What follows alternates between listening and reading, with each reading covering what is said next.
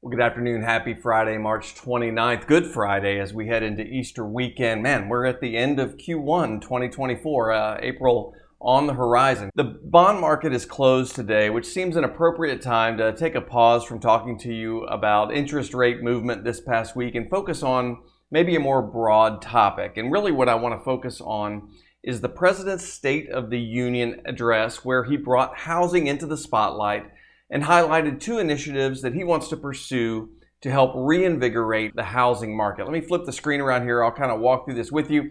So it's really two tax credits. These were proposed at the State of the Union address. One is a first-time home buyer tax credit of $10,000.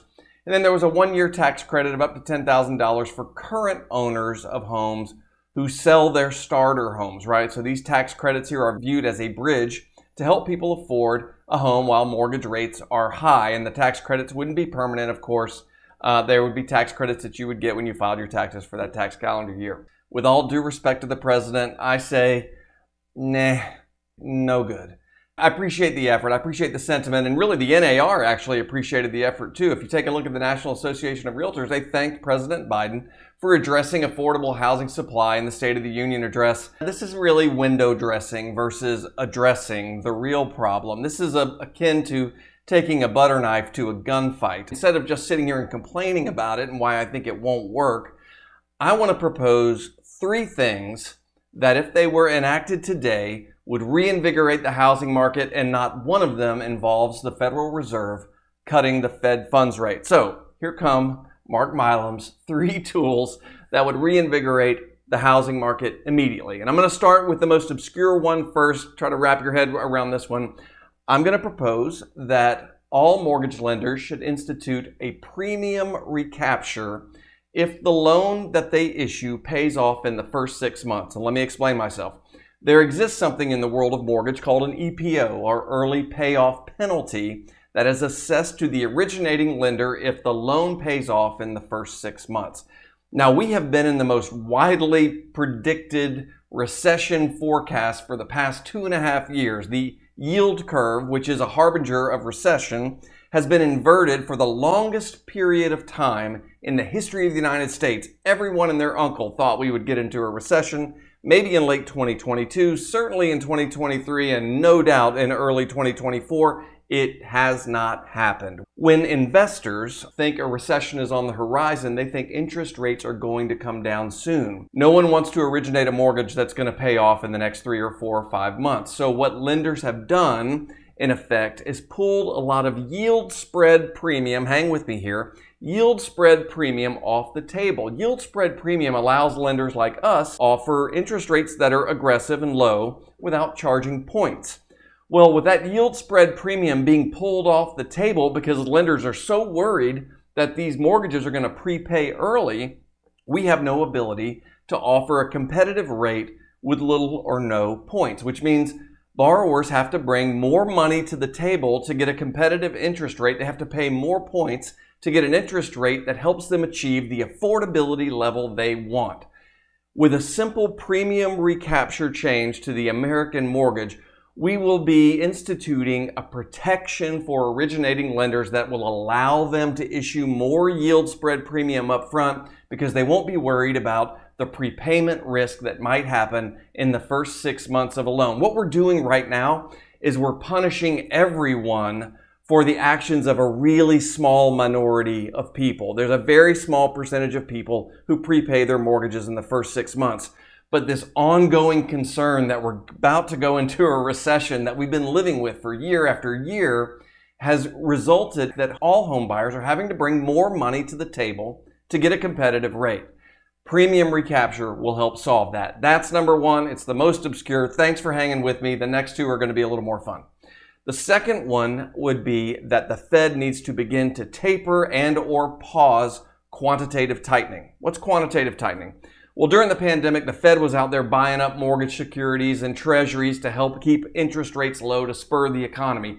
They are doing the exact opposite right now. They are rolling off treasuries and mortgage-backed securities to the tune of about $60 billion per month. This is a lot of supply. So they're rolling those off, and as they do that, it creates pressure in the bond market that has driven up the spread between the 10-year Treasury and the 30-year fixed. I do not expect you to be an economist, but hang with me on this. It's a super important point.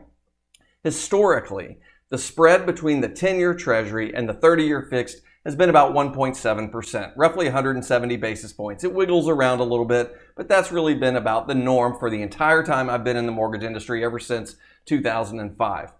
Now that the Fed is engaged in quantitative tightening, and has been since 2022, that spread has widened from about 170 basis points or 1.7% to sometimes as high as 300 basis points or 3%. So if the 10-year Treasury is sitting at 4% roughly, and the spread is, let's call it 280 or 300 basis points, your no points 30-year fixed rate is going to be at 7%, right? And that's about where we are. If we can normalize that spread, well, that drops the 30-year fixed interest rate.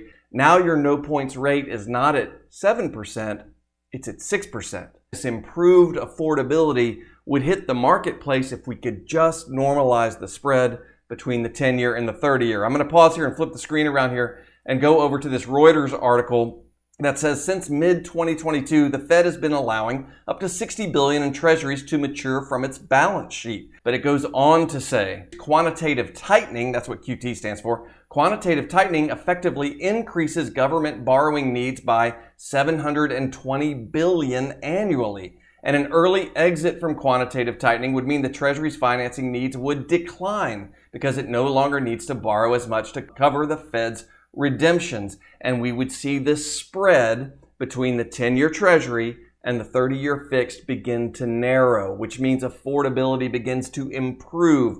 Coupled with that, the premium recapture allows more margin to help us offer a no points rate. So two big factors here. Premium recapture, number one.